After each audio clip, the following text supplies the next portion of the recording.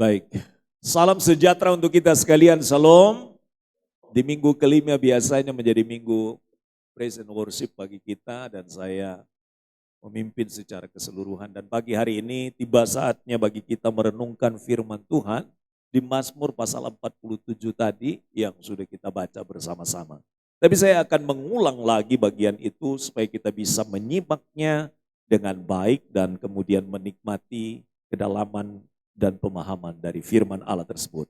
Allah Raja seluruh bumi untuk pemimpin biduan dan Bani Korah Mazmur.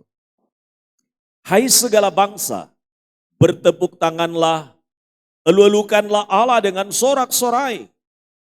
Sebab Tuhan yang maha tinggi, Allah adalah dahsyat, Raja yang besar atas seluruh bumi. Ia menaklukkan bangsa-bangsa ke bawah kuasa kita, suku bangsa ke bawah kaki kita. Ia memilih bagi kita tanah pusaka kita, kebanggaan Yakub yang dikasihi. Allah telah naik dengan diiringi sorak-sorai, ya Tuhan itu dengan diiringi bunyi sangkakala. Bermasmurlah bagi Allah, bermasmurlah bagi Raja kita, bermasmurlah. Sebab Allah adalah Raja seluruh bumi. Bermasmurlah dengan nyanyian pengajaran. Allah memerintah sebagai Raja atas bangsa-bangsa. Allah bersemayam di atas tahtanya yang kudus. Para pemuka bangsa-bangsa berkumpul sebagai umat Allah Abraham. Sebab Allah yang mempunyai perisai-perisai bumi, Ia sangat dimuliakan. Kalimat yang sering diulang di dalam ayat ini apa? Coba Bapak Ibu perhatikan. Kalimat yang berkali-kali diulang di dalam bagian ini. Apa Bapak Ibu? Apa? Bermasmurlah, bermasmurlah, bermasmurlah, bermasmurlah. Bapak dan Ibu sekalian, ini adalah nyanyian yang kita biasa dengarkan dari orang-orang yang telah mengalami pertolongan dari Allah di dalam hidupnya. Pagi hari ini saya akan mengambil tema bagi kita dari teks ini adalah pujian yang memerintah hidup. Bagaimana pujian bisa memerintah dalam hidup kita? Jadi pujian itu memiliki kekuatan untuk dapat memerintahkan kehidupan kita yang tadinya miskin dengan pujian menjadi kaya dengan pujian. Yang di dalam hati kita tanpa ada syukur menjadi bersyukur kepada Allah. Dan karena itu saudara-saudara hari ini kita tidak hanya sekedar bernyanyi di dalam pujian yang sedang dan sudah kita lakukan di tengah-tengah ibadah ketika kita memulainya. Kita tidak sedang mengadakan sebuah hanya ungkapan-ungkapan secara rohani semata. Kita tidak sedang mengisi sebuah program gereja yang setiap minggu kelima menjadi bagian yang kita rindukan bersama-sama. Menjadi satu kesempatan kita bersuka cita di dalam Tuhan. Apa yang kita lakukan? Kita sedang memproklamasikan siapa Raja kita. Itulah sebabnya orang tidak perlu dipaksa untuk memuji Tuhan. Orang tidak perlu dipaksa untuk bersuka cita. Karena dia mengalami Tuhan dalam hidupnya. Karena itu Bani Korah mengajak kita. Bermasmurlah, bermasmurlah, bermasmurlah, bermasmurlah. Mazmur 47 bukan sebuah mazmur sentimental. Tapi ini mazmur peperangan.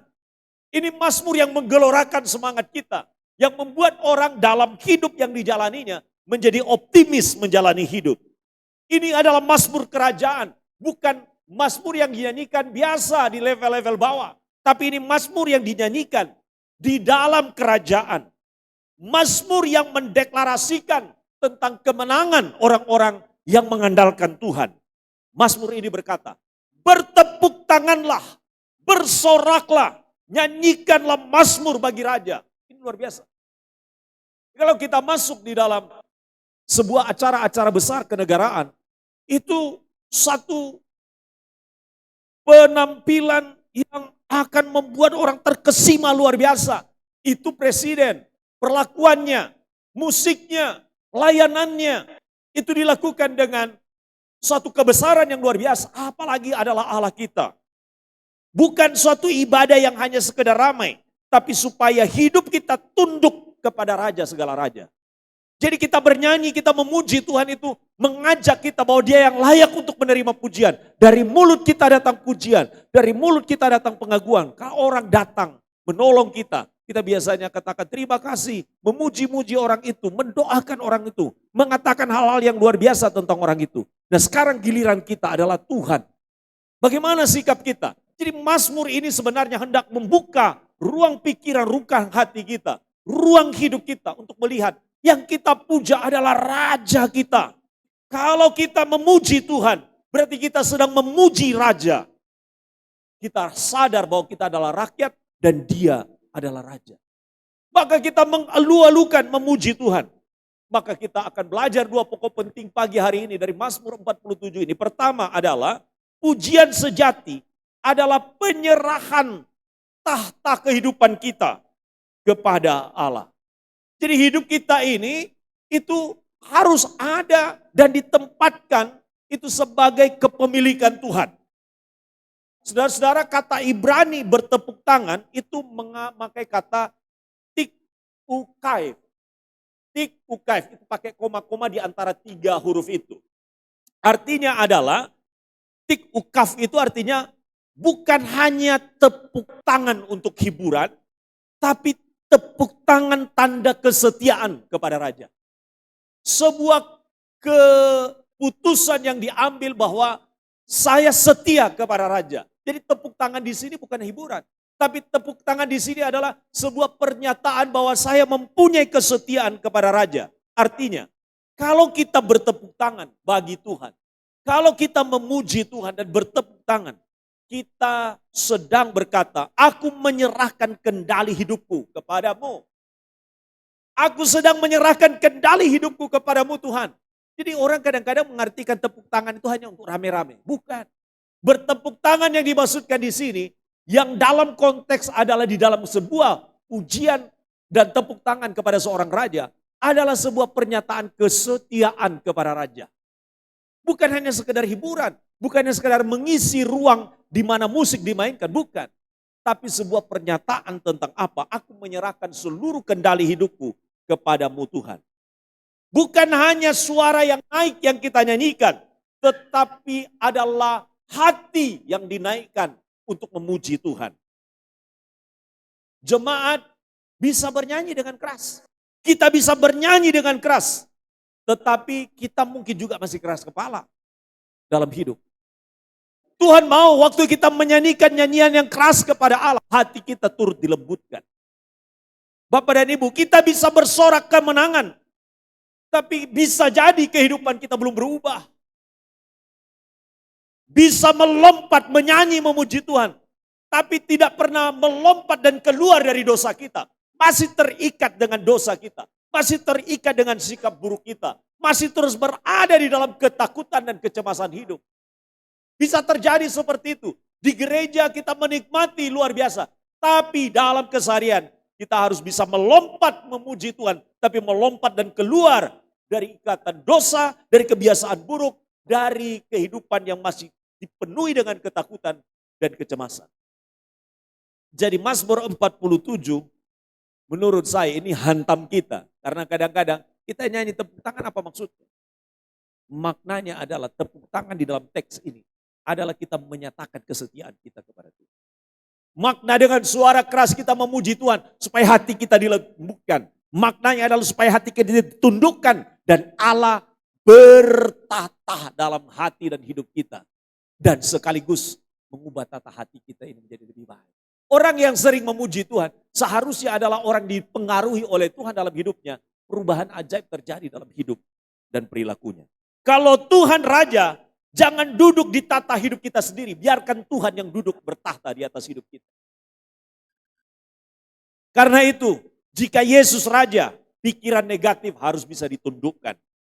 Sikap pesimis harus bisa ditundukkan. Amarah yang seringkali kadang-kadang muncul karena kejengkelan kita, harusnya itu bisa diredakan. Tapi bukan lagi kita hidup dengan sebuah kamuflase penyembahan. Penyembahan yang hanya bisa terjadi di dalam persekutuan. Tapi penyembahan, aroma penyembahan itu harusnya masuk di dalam keseharian hidup kita. Aroma pertengkaran itu tidak ada lagi. Aroma perselisihan tidak ada lagi. Bagi seorang penyembah pemuji Allah yang berdiam di dalam hatinya adalah hati yang telah dilembutkan, yang telah dirubah oleh karena relasinya, relasi yang telah merubah kehidupannya. Allah bertata di hatinya. Masa kalau Allah bertata di hati, pertengkaran, kebencian, dan lain sebagainya, itu masih menguasai hati kita. Rumah kita harusnya aromanya adalah aroma penyembahan. Itu harus terjadi, bukan pertengkaran. Saya tanya, dalam minggu ini ada pertengkaran di rumah atau tidak? Bapak Ibu yang jawab, tidak perlu beritahu. Karena kalau kita setiap minggu keempat ini ada pujian dan penyembahan yang kita lakukan, harusnya kata-kata pujian, kata-kata penyembahan, kata-kata pemuliaan, kata-kata penguatan harusnya dominan dalam keseharian kita. Berapa banyak yang mengaminkan itu? Berapa banyak yang mengaminkan bahwa rumah kita harus menjadi rumah di mana aroma penyembahan, aroma kata penguatan, aroma kata pemuliaan itu terjadi kepada kita. Berapa banyak? Saya mau tanya, berapa banyak? Sebanyak yang ada di ruangan ini. Amin. Amin. Haleluya. Pokok yang kedua dan yang terakhir. Pujian sejati menghasilkan kehidupan yang taat. Taat tapi juga berdampak. Ketaatan kita kepada Tuhan itu memberi dampak kepada orang lain. Betul. Ketaatan kita kepada Tuhan itu memberi dampak kepada orang lain. Jadi ketaatan kita itu menyelamatkan orang. Ketaatan kita itu membuat orang lain itu menjadi akhirnya terpengaruh. Ketaatan kita kepada Tuhan itu membuat apa yang dilihat orang kepada kita itu menjadi sesuatu hal yang memberi inspirasi bagi mereka. Karena itu orang-orang yang memuji Tuhan, orang-orang yang memuliakan Allah, yang bermazmur kepada Allah, pujian sejatinya itu menghasilkan ketaatan dalam hidupnya dan memberikan dampak yang luar biasa. Bapak Ibu, sederhana kok. Kalau kita taat di jalanan, orang lain terselamatkan. Kalau kita ugal-ugalan di jalan, orang lain jadi celaka. Coba lihat Bapak Ibu, kalau wajah kita murung, orang di sekitar kita ikut murung. Kalau orang di sekitar kita dipengaruhi dari hidup kita yang bersuka cita, itu berarti ada sesuatu bukan dari diri kita, tapi ada sesuatu yang mempengaruhi hidup kita. Siapa dia? Pasti ada sesuatu pribadi, yaitu Kristus. Amin. Jadi kalau orang dekat dengan kita, tiba-tiba orang itu lari dari kita, ada masalah dengan hidup kita. Ya, Bapak Ibu, orang yang penuh dengan pujian kepada Allah, pujian sejatinya itu menghasilkan kehidupan yang semakin taat dan dia memberi dampak kepada orang lain di sekitarnya. Dampaknya adalah dampak yang baik, bukan dampak yang buruk. Kata-katanya adalah kata-kata penguatan karena dia memuji Tuhan dengan hidupnya, tetapi juga dengan kesehariannya.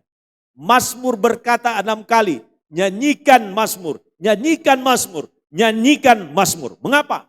Supaya hidup kita menjadi Mazmur, bukan hanya suara sumbang kita. Ya, suara sumbang itu omongan-omongan tidak ada produktifnya. Omongan-omongan yang tidak memberi kepada orang lain itu semangat. Tidak memberikan kepada orang hal yang membangkitkan hidup bagi mereka. Hari ini kita akan bersama-sama memberikan persembahan. Dan saya berharap ini kita bisa relakan. Satu kantong persembahan kita bisa relakan untuk persembahkan kepada 5 gereja kita yang tenggelam. Sebagian jemaat tenggelam rumahnya itu karena peristiwa banjir bandang di Medan. 5 gereja kita, GKIN. Dan saya sudah bersama dengan teman-teman dari kantor pusat menggalang dana, menghimbau supaya mereka-mereka yang sekarang lagi mengungsi di gereja, itu tinggal di gereja berhari-hari, itu bisa ditolong. Karena itu Bapak Ibu sisihkan nanti bagian yang terbaik dari persembahan kita untuk 1 kantong yang biasa dipakai untuk kantong diakonia, itu dipersembahkan nanti untuk saudara-saudara kita 5 gereja yang tersebar di Medan, itu yang mengalami banjir bandang. Dan beberapa rumah itu sudah tidak bisa ditempati karena langsung sampai plafon sudah tertutup air. Bapak dan Ibu sekalian, kenapa kita menyanyikan Mazmur? Supaya hidup kita itu menjadi Mazmur, bukan suara sumbang, bukan kata-kata sumbang. Nyanyikan Mazmur, jadilah Mazmur. Pujian di bibir, tapi juga ketaatan dalam hidup kita. Bapak Ibu Saudara, kita bisa bernyanyi bagi Allah yang mulia seperti nyanyian kita. Tetapi pulang dalam ibadah, apakah kita masih menyimpan kepahitan kepada orang? Lagi yang mulia, tapi hatinya masih pahit. Makanya saya bergurau kepada teman-teman. Ada sekarang itu teh untuk dapat membuat hati bersih. Tapi tidak bisa membersihkan kepahitan hati. Saya konsumsi itu supaya hati saya bersih. Supaya sehat ini, lemak-lemak. Di dalam ini supaya bersih. Ya, saya konsumsi. Tapi untuk hati yang pahit, hati yang jengkel, hati yang marah, hati yang lagi meledak-ledak, itu tidak bisa dengan teh itu. Tidak bisa. Tapi itu hanya bisa dilakukan dengan mengampuni, memaafkan. Selesai. Tapi kata maaf itu kadang-kadang susah. Coba katakan kepada orang kiri kanan kita, maafkan aku ya.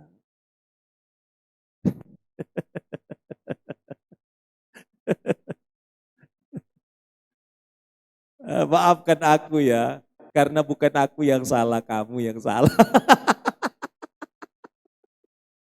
Yang paling banyak itu kita, maafkan aku ya, gitu. Karena kamu yang salah, bukan aku. Aduh. Itu yang kadang-kadang itu terjadi dalam kehidupan kita. Saudara-saudara, kita bisa bernyanyi dengan gambus dan kecapi. Wah, tapi kadang-kadang kita mengomel masalah ekonomi di rumah. Dengan gambus dan kecapi mari kita puji Tuhan. Ini uang beras pun tidak ada. Ini masih ngomel. Ya, ini loh pujian itu berimplikasi untuk hidup kita. Kita bisa nyanyi sebentar lagi. Jangan takut, jangan khawatir, jangan bimbang dalam hidup ini. Ya, kita bisa nyanyi itu. Tapi kadang-kadang mulai hari Senin mulai panik.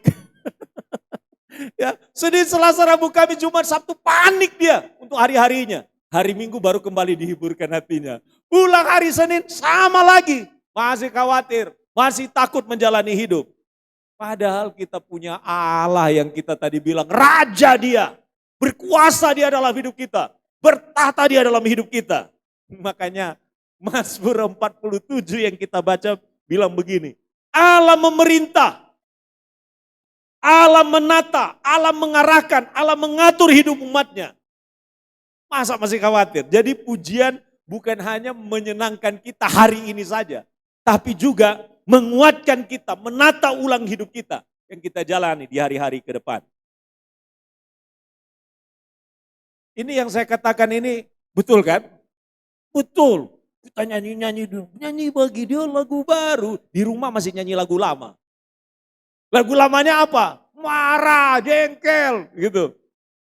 Yang ngeluh, gitu. Itu lagu lama itu. Lagu lama. Lagu barunya apa? Puji Tuhan meskipun hari ini seperti ini, tapi saya tetap memuji Tuhan. Saya bersyukur meskipun hari ini pendapatannya sekian, tapi puji Tuhan saya bersyukur. Meskipun hari ini agak sedikit linu-linu, puji Tuhan kemarin sehat. Gitu. Ya, tapi kalau hidup mengeluh saja, maka saya percaya yang tadi linunya tambah double gitu loh. Ya.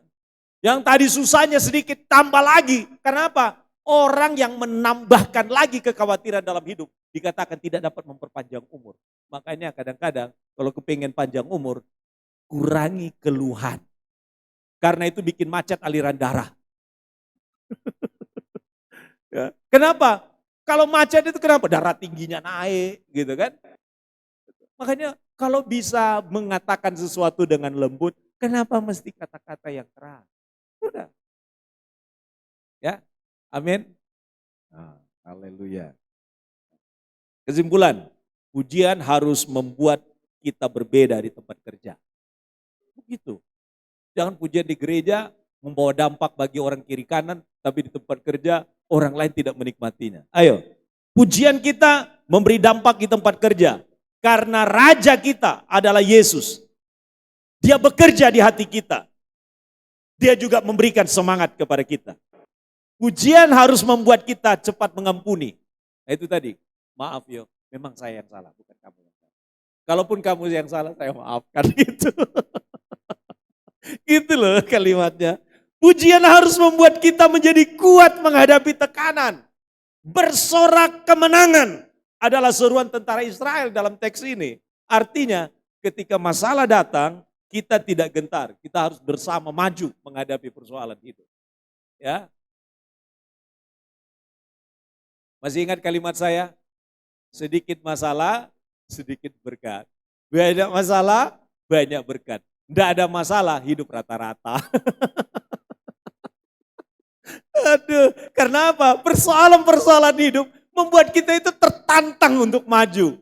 Hanya orang yang biasa menghadapi persoalan hidup, yang biasanya selalu dapat kesempatan untuk dapat dipromosikan persoalan berikutnya supaya naik tingkatnya. Begitu. Aduh, Pak Adi jangan begitu. Usahakan masalahku nggak mari-mari kok. Nah, itu berarti kita belum mendapatkan kemenangan. Nah, karena itu hari ini menjadi kekuatan bagi kita untuk menang. Ya. Pujian harus mengubah atmosfer rumah kita. Rumah yang dipenuhi dengan pujian, bukan yang dipenuhi dengan teriakan. Jangan rumah kita itu jangan dipakai menjadi rumah yang penuh dengan teriakan-teriakan, jengkel, marah dan lain sebagainya. Akhirnya itu atmosfer rumah kita jadi mendung rumah itu. Jadi gelap gulita. Jadi singup rumah kita. Nah kalau mau lihat padang rumah kita, terang benderang rumah kita. Mari pujian kita itu menerangi setiap kamar, setiap ruang, di depan, di belakang dengan pujian. Begitu. Saya di belakang itu loh sambil nanam bunga, saya bilang sama bunga, bertumbuh yang baik ya. Masa sama bunga saya bisa baik-baik, sama keluarga saya agak kasar. Ya kan? Sama bunga lo baik-baik, makanya mereka bertumbuh yang baik-baik. Coba bawa bunga, satu dimarah-marahi tiap hari, satu itu dilembutkan. Nanti lihat hasil di akhir tahun. Yang satu itu yang biasa didoakan itu dia akan tumbuh. Yang ini tumbuh dengan baik, yang dimarah-marahi ini dia kurus kering. Kalau nggak percaya, coba dites. Tumbuhan pun bisa mengalami perlakuan dari manusia, hasilnya bisa menjadi berbeda. Coba kalau punya anak dua, yang satu dimarah-marahi tiap hari, yang satu disayang-sayang tiap hari. Ini lama-lama jadi penjahat. Itu. Ya, karena itu Bapak dan Ibu, mari dalam hidup kita, di keluarga kita praktekkan ini. Ya, pujian harus melahirkan keputusan iman setiap minggu. Harus ada keputusan iman kita. Apa keputusan iman kita? Bahwa Allah meraja dalam hidup saya, maka seluruh hal yang saya kerjakan dipimpin oleh raja saya. Maunya raja bagaimana? Mohon arahan. Oh gitu. Kadang-kadang kita bilang, mohon arahan Pak Adi. Tapi kadang-kadang lupa mohon arahan Tuhan. Gitu. Pilih kasih, bukan kebencian. Pilih damai, bukan emosi. Pilih jujur, bukan kompromi. Pilih berharap kepada Tuhan, bukan menyerah. Tuhan memberkati kita. Kalau sudah lupa, saya ulang lagi. Yang pertama, firman Tuhan pagi hari ini mengajak kita untuk apa? Yang pertama adalah supaya kita sebagai orang yang percaya itu senantiasa menaikkan pujian sejati sebagai bentuk penyerahan tahta hati kita kepada Tuhan. Dan yang kedua, yang terakhir dengan seluruh hal yang kita praktekkan, pujian sejati itu harusnya menghidupkan kita dan menjadikan kehidupan kita makin taat dan berdampak bagi orang lain. Tuhan memberkati. Pulang dari sini kalau ada yang marah-marah tolong lapor Pak Adi. ya, yang masih ada yang bilang maaf kamu yang salah bukan saya yang salah, tolong telepon Pak Adi. Ini yang mana yang salah ini? Firman Tuhannya atau pengkhotbahnya ini yang salah nyampaikan firman?